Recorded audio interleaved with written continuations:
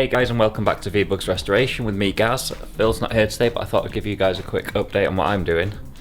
Well actually, you guys have a bit of a disadvantage here because I'm sort of halfway through my project, so you've not seen the parts where I've taken it apart or where I've done a lot of the welding. But I'll give you a bit of an explanation of what I've done and what I'm about to do, so it all sort of makes a bit of sense for you. Okay, so the other day I cut out this left side heater channel. It's the near side. It's still not welded in. It's see, body's just sort of sitting on top. After I cut out this heater channel, I brought the chassis in and I set the body up on top of it. I bolted in the heater channel to the chassis to make sure all my bolt holes would line up. But this side, this front corner here, right front corner, just was sitting about an inch too high, or 25mm too high, and it couldn't close up. It was like the whole body was twisted. So I knew the bolt holes didn't line up anyway, so I cut the heater channel out and it sort of relieved all that tension. The bulkhead sits nicely down on the Napoleon's hat now. The rear sits nicely pretty much from where I welded previously, but this front A-pillar, which has had extensive repairs, it's been cut here and re-welded, it's been cut at the bottom. The rear inside part cut here, this is a separate skin, it's been cut there and down there and re-welded. It was a previously done repair that had sort of quite a big overlap of metal, and water had got between and rusted it quite badly, so I just wanted to redo that. But this pillar has somehow ended up about 15-20mm too high, which is strange because I actually added in a good 15mm of metal because it seemed too short the first time when I did it. I don't know how it's ended up like that, whether it was too short before, because this, like I said, these repairs have previously been done before, but it turned out it was way too short. It was twisting up the whole bodywork and it was putting quite a lot of tension in through the body. So I'll have to lengthen that. Luckily, Phil is doing the same repair on his right here. We've ended up with a spare lower A-pillar because when you buy these pillars, the lower part is shaped to fit just there. Just there, it's shaped to fit on the heater channel. So we assumed when we were cutting it out that you could take your material from the top. We did that. Got it all fitted nicely. Went to fit the door up, and this hinge was just way too high. The hinge actually sits quite a lot lower than that. But what that means is we've ended up with a spare door pillar piece. So I can actually just cut out a section of this door pillar piece and weld it straight onto the bottom of that, which is handy for me. Not so handy for Phil, who had to buy a new door pillar piece, but you know, nothing goes to waste. Today I have to take that heater channel out and do a few repairs on it, because obviously where I've cut it out, there's a few bits where I've caught it with a grinder where it's not so tidy.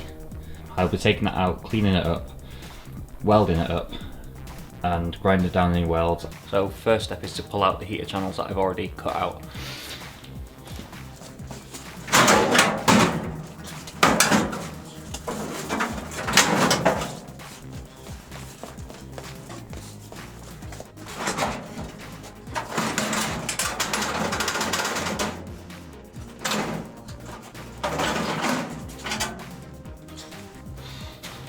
So this is the heater channel that I welded in about 8 years ago or so. When I was trying to get a couple of bolts in, that retaining nut popped off. The welds just split. They're only sort of spot welded in the factory. They're not great. Really easy to change the bottom panels on this, so I'm just going to change the whole bottom panel with a new one. I'm going to cut off this section of angle iron, which is where the previous owner had mounted seats. which I re-welded back on so I could drive it around in my old place. I'm going to grind down the bits of metal left over from where I cut off the car, and just weld up any bits where my grinder's gone through the heater channel. And then give the whole thing a sand and a quick coat of paint.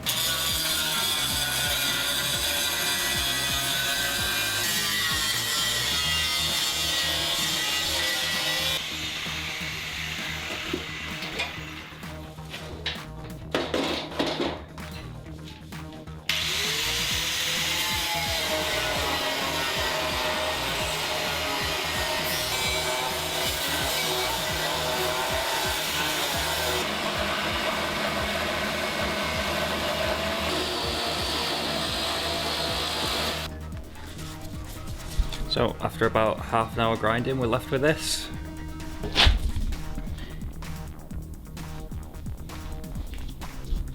A little bit of welding needed there. That's come off quite clean. A little bit of welding there, and a little bit there.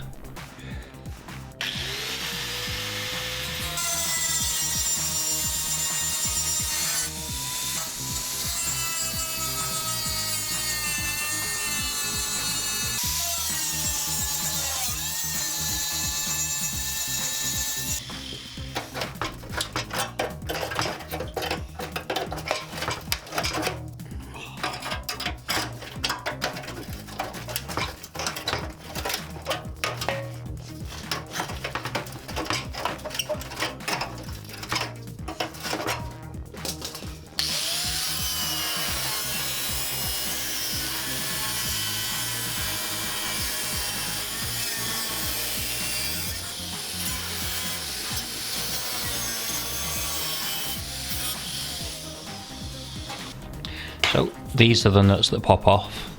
As you can see, they're not particularly well fastened. If I just give that a bit of a bend, the nut's only sort of fastened in one place. They tend to be fine when they're brand new and you're first bolting them on, but if you ever have to unbolt these, you might find that these start popping off.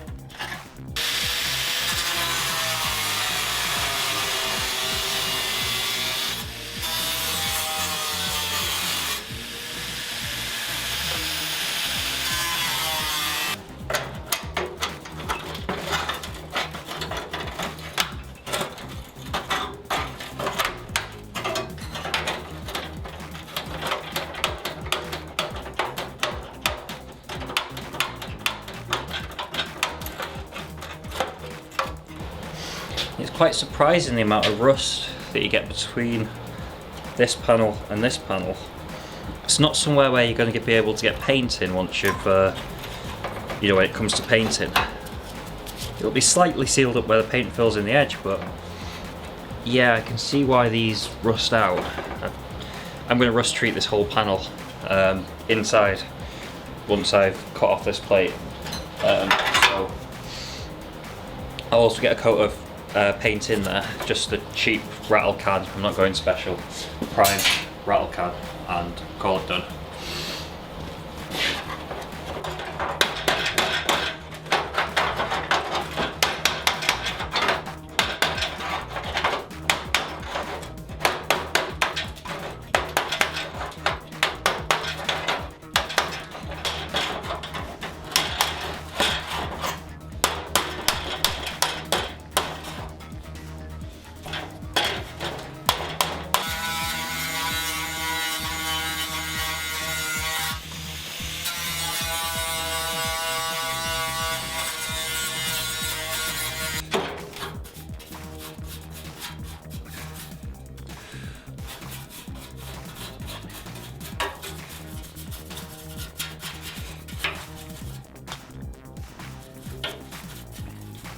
So I've put a good coating of rust treatment on the inside of this heater channel. It needs to sit for 24 hours at least now, so I can't weld on the bottom plate until that's happened. That's not really a problem. I've got the other heater channel to weld in, so I'll do that next.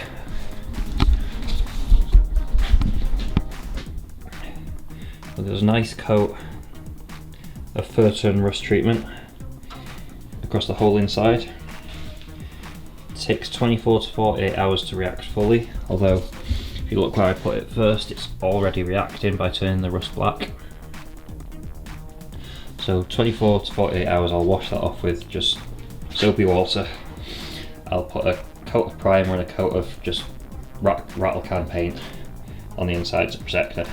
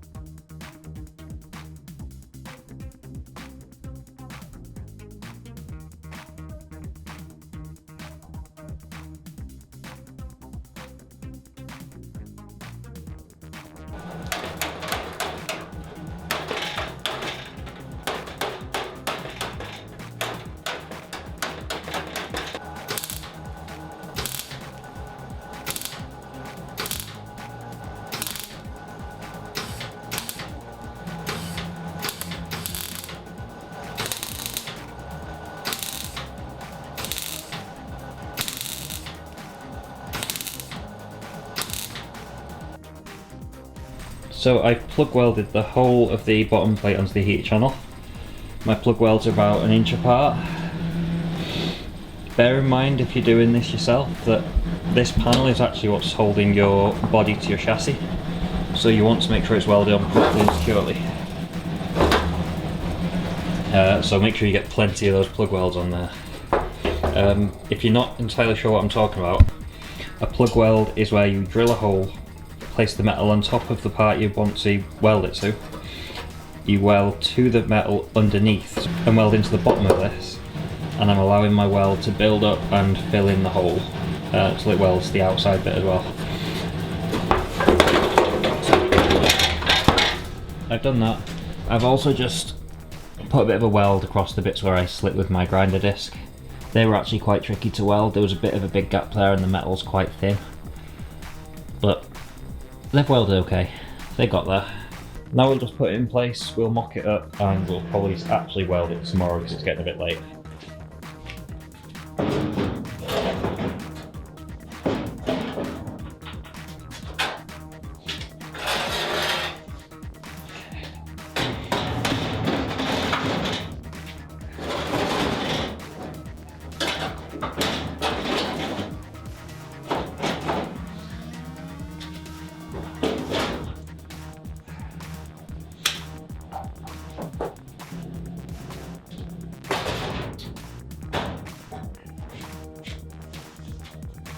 Isn't it nice when things just slip in perfectly?